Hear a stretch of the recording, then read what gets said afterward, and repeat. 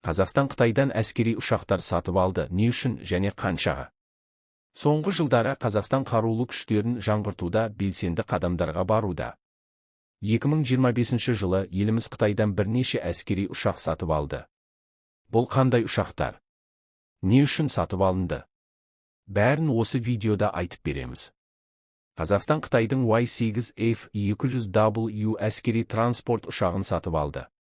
Бұл Shanxi Aircraft Corporation компаниясы шығарған көп мақсатты ұшақ.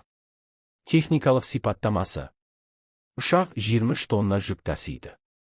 96 сарбаз немесе 82 десантшы тасымалдай алады. 3440 км қашықтыққа ұшады. Қауіпсіздік пен эвакуацияға да қолдануға болады. Нешеу сатып алынды?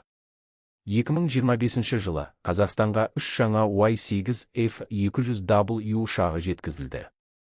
Осылайша елдегі мұндай ұшақтардың жалпы саны 6-ға жетті. Қаншаға сатып алынды? Бір ұшақтың құны шамамен $37 миллион деп бағаланады. Яғни жалпы сома $100 миллион асады. Не үшін сатып алынды? Ұшақтар Қазақстан ұлттық гвардиясына тапсырылды.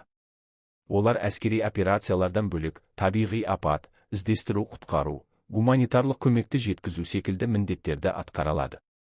Саяси маңыздылығы. Қазақстан соңғы жылдары Қытаймен әскери техникалық әріптестікті арттырып келеді. Бұл Ресейден тәуелділікті азайту мен әртараптандыру саясатының бір бөлігі болуы мүмкін. Қорытынды. Қытайдан алынған ұшақтар Қазақстан әскерінің заманауи әрі мобильді болуына үлес қосады. Бұл елдің қорғаныс әлеуетін күшейтудің нақты қадамы. Сіз бұл туралы не ойлайсыз? Қазақстанның Қытайдан ұшақ алуын қолдайсыз ба? Пікір қалдырыңыз, лайк басып, арнаға жазылуды ұмытпаңыз.